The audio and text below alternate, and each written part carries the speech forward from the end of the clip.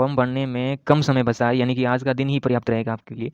ठीक है, तो अच्छे से जानकारी को समझ लीजिए और हाथों हाथ अपने संबंधित विभाग पर जाइए, वहाँ से प्रिंट निकलवाइए और फॉर्म भरिए और जल्दी से कराइए। ये काम आज करना है, तो बहुत बेहतरीन जानकारी फुल डिटेल के साथ मिल जाएगी। फर्स्ट ग्रेड और सेकंड ग्रेड की तैयारी कर रहे हो, इसके साथ में विद्या संबल के लिए गेस्ट फैकल्टी के रूप में बहुत बेहतरीन आपके लिए वैकेंसी मिलने वाली है, जो हॉस्टल के रूप में आपको पढ़ाना है। और कितना मानदेय मिलेगा ये बताऊँगा, और आपकी सूची है वो कब आपकी जारी करवा दी जाएगी वो बताऊँगा, किस विभाग में निकली वो बताऊँगा। और याद रखना कि किस प्रकार का इसमें फॉर्मेट रहेगा और कितने पद रहेंगे और क्या योग्यता रहेगी, किस आधार पर चुना जाएगा, मेरिट बनेगी, परीक्षा होगी या फिर आपके इंटरव्यू लिया जाएगा।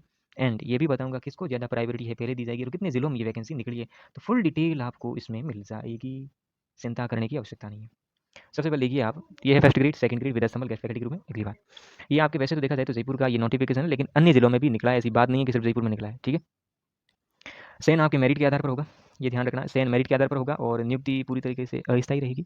नियमितीकरण का कोई दावा नहीं है और सेवा समाप्ति का इसमें प्रावधान है कि आपका लगातार इसमें नहीं रखा जाएगा, जब तक उसमें शिक्षक नहीं आ जाता तब तक आप वहाँ रहेंगे।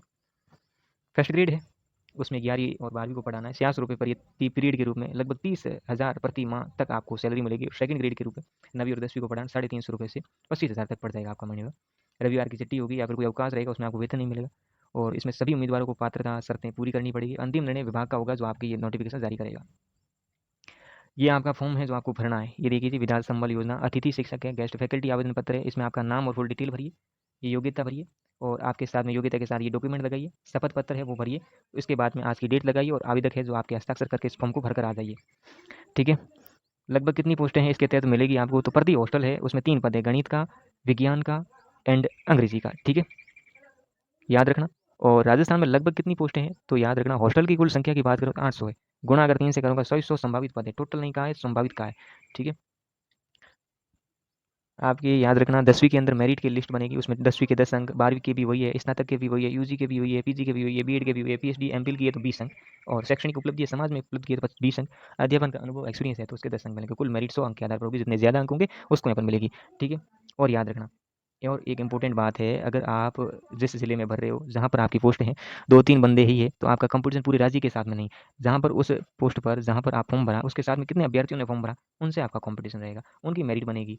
ठीक है, अगली बात, अगली इम्पोर्टेंट बात है आपको ध्यान रखना है, और वो है कि आपके कितने घंटे पढ़ाना पड़ेगा, पढ़ाने का टाइमिंग क्या रहेगा वो देखिए। तो प्रति घंटे का भुगतान मिलेगा, मैंने अभी बताया आपको कि 300 से 400 रुपये प्रति घंटे के रूप में आपको मिलेंगे।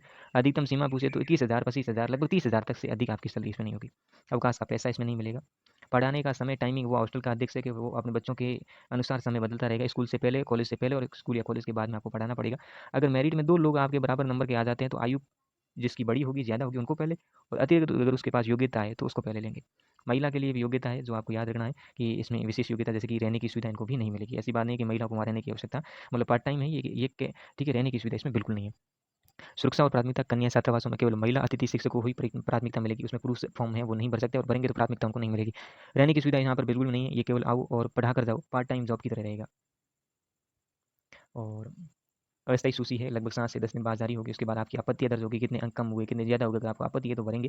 फिर अंतिम सूची आएगी और आपको कहाँ देखनी है, तो आपके ऑफलाइन जाकर जो संबंधित विभाग है वहाँ पर जाकर आपको देखनी पड़ेगी। ठीक है, और अंतिम डेट है लगभग 3 अगस्त तक है, कहीं-कहीं बढ़ा दी गई है, तो आप अपने ज़िले के नोटिफिकेशन उठाइए, वहाँ से फॉर्म निकालिए और भर के अपने संबंधित विभाग में डाल दीजिए। शपथ पत्र में ये चीज़ें लिखनी जो मैंने अंतिम में ये बताया, तो उसमें शपथ पत्र में आपको ये चीज़ें भरनी पड़ेगी यहाँ पर। ठीक है, ये पूरी डिटेल है, आपको यहाँ पर भर लेंगे ये। ठीक है, कि ये देखिए कि पूर्ण अस्थायी कार्य करेंगे, ये आपको बताना है। नियमितीकरण का हम कोई दावा नहीं करते, ये भी आपको लिखना है। कार्य मुक्ति की भी शर्त है कि हमें कार्य मुक्त करेंगे तो कोई दिक्कत है इसमें, जैसे कि या मेरा व्यवहार शिक्षण कार्य में संतोषजनक नहीं है तो मुझे निकाल सकते हैं।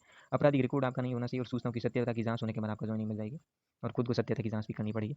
तो पहली बात है, ये 3 पद होंगे विज्ञान, गणित, अंग्रेजी के, और इसकी अंतिम डेट है आज, यानी कि 31 जुलाई। और ये आपके स्थानीय जो स्तर पर भर्ती है, जिलों की अंतिम तिथियों में अंतर रह सकता है, कहीं अलग कहीं कम हो सकती है डेट। वरीयता है, जिस जिले में ब्लॉक या हॉस्टल है उसी स्थान के क्षेत्र के जो निजी अभ्यर्थी है उसको सेवानिवृत्त शिक्षक को पहली मेरिट में प्राथमिकता दी जाएगी। ठीक है, तो ये डिटेल थी जो पूरी मैंने गेस्ट फैकल्टी के बारे में समझा दी है। अब भी आपके कोई डाउट है जैसे कि कौन सा सब्जेक्ट, जैसे हिंदी सब्जेक्ट है, अन्य कुछ सब्जेक्ट भर सकते हैं, तो बिल्कुल नहीं। जिले वाइज नोटिफिकेशन निकलेगा तो बिल्कुल सही है। ओनली ऑनलाइन होगा, नहीं, ओनली ऑफलाइन फॉर्म भरना होगा। जिले वाइज नोटिफिकेशन तो मैंने कह दिया, बीएड कंप्लीट, एमए कंप्लीट होनी चाहिए। अपने जिले के समाज कल्याण विभाग के संबंधित छात्रावास में नोटिस बोर्ड पर जाकर आपको डिटेल देखनी है और वहाँ पर भी आपकी सूची मिलेगी। ठीक है, अगली बात ये भी है कि अगर आपकी ब्लॉक सामाजिक सुरक्षा अधिकारी के पास ही जमा रहेगी, ठीक है, डिटेल, और इसमें पद मैंने बता दिए, पात्रता, मेरिट, मानदेय, सारी डिटेल मैंने आपको बता दी।